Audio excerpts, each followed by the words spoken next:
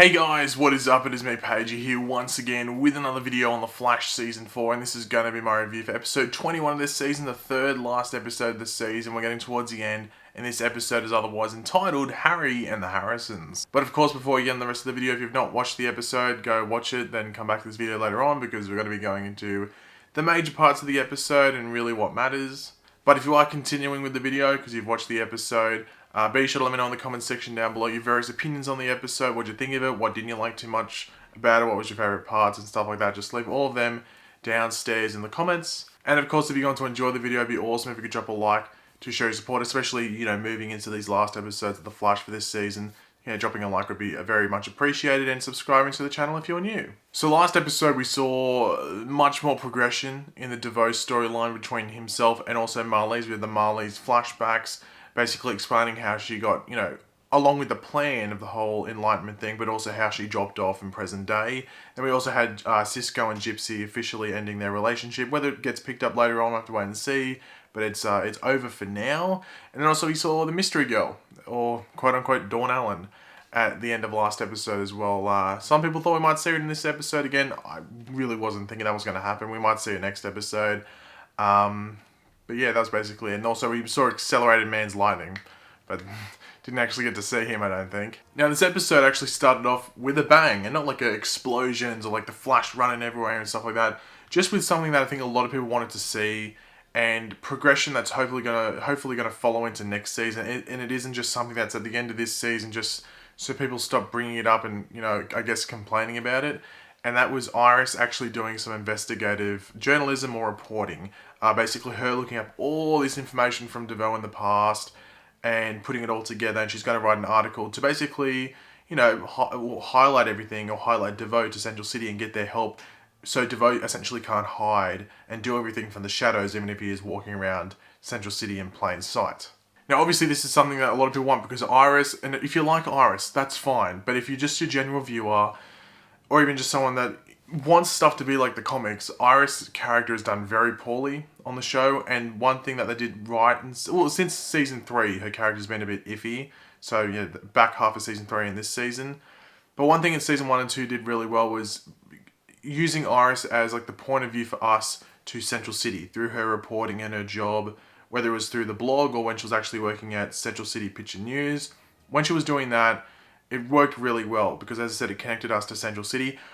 This looks like it's going to be doing the same thing, and I'm hoping that, I'm not expecting a lot in these next 2 episodes after this, but hopefully moving into season 5, whether she just keeps doing the blog or she actually goes back to CCPN, that needs to happen, I think, just to actually give Iris a story, because her story at the moment is crappy motivational speeches and saying we're the Flash, and I want the character to be good. I really want to like the character, and I think Candace Patton gets the short end of the stick with some things, with some borderline bad dialogue.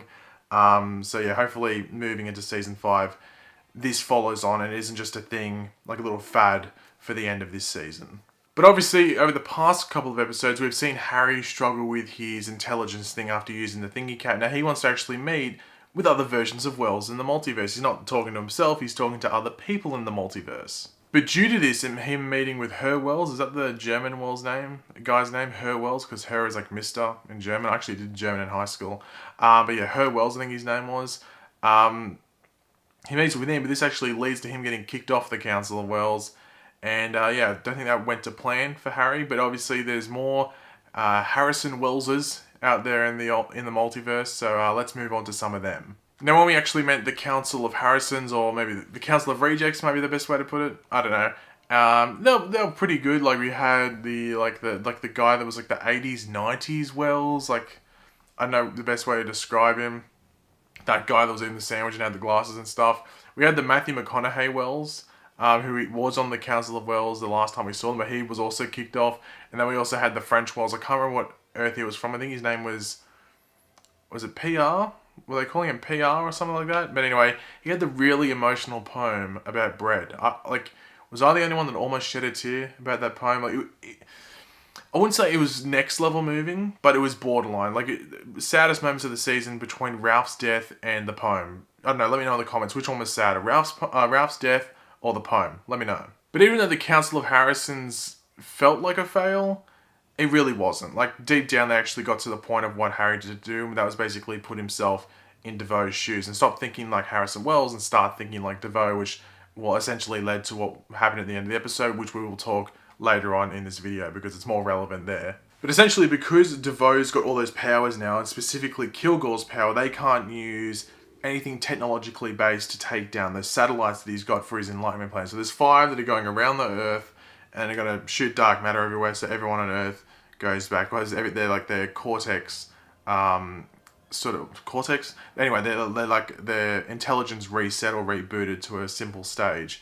So they can't use technology because DeVoe can be like, Kilgore abilities and they're stuffed. They can't do that. So they need like an organic or non-tech based weapon. And well, this is basically where we meet, or where we bring back Amina Black. It was interesting that Amina's real name was Leslie Jacoy, because in the comics it's just Amina Black, like that's her name, and then her code name is Blacksmith, which I haven't used in the show. So maybe I don't know. It was sort of weird, but I guess it's because she wanted to go undercover, I guess. Anyway, yeah. So there is no Leslie Jacoy in the comics, I'm pretty sure, because her name is just Amina Black in the comics. Then it's Blacksmith as her code name or supervillain name, whatever you want to call it. But it was interesting seeing her running that, like, they even say it on the show, like the Molly's game almost thing, like the underground sort of poker thing going on. And she has also like the fake accent, which I think was Katie Sackhoff's normal voice, maybe a bit more like a bit of like a southern accent or something chucked in there. But you know, Katie Sackhoff is American. Oh, I think she's American or Canadian, one of the two. She's not British like Amina Black is. So I don't know if that was her normal voice. It most likely was, maybe with a bit of a twist. But it was cool when she shot her shards and turned into a boomerang.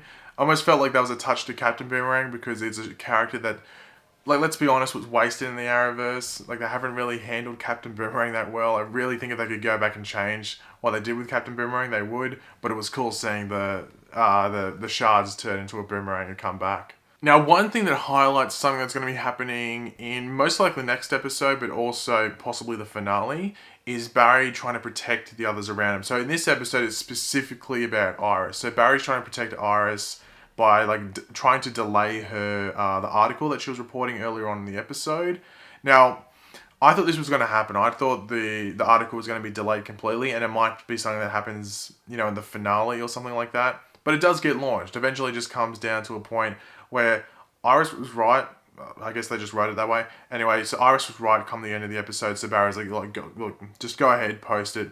And it ends with Central City being like, we saw DeVoe here. It's basically just like a blog update sort of thing, and like a notification system basically. So they don't have to rely on their technology to find someone that is basically being untraceable. They can rely on the people in Central City to be like, I saw DeVoe here, I saw DeVoe there at this certain time, and they can basically, well, put up like a map essentially of where he's been and where maybe he's frequenting at most points of the day, and then figure out where he's possibly going to be launching the satellites from, or where he's based, all that stuff. It was fun having Aminet in Star Labs. Now, a lot of people like don't really like the character. I think she's fun. She's eccentric. She's just one of those. She is basically a comic book character, just over the top. And I like that. You know, I don't like it when it's everything, serious. Everyone's like doesn't like the tone of the Flash's season. Yeah, in some areas it's a bit of an issue, but I think Amina Black, she's in like one episode every how many? She's been like how many episodes a season? Not that many. And I think what she brings to the show is just a bit of fun, especially for this episode where not much happened. Yeah, I thought it was fun having Amina in the episode, especially her in Star Labs, interacting with everyone in there. Especially when she went to Barry and was like, "Dude, you're the speedster that was in Iron Heights before. Like this outfit isn't working," which I think is like a common joke between people that watch the show, because so much of Barry's face is exposed. Like it's like heaps of it is exposed, so it's like not too much of a guess, and the eyes are really wide as well. Like if anyone knew Barry and he was standing still, they should be able to pick out that he's the Flash.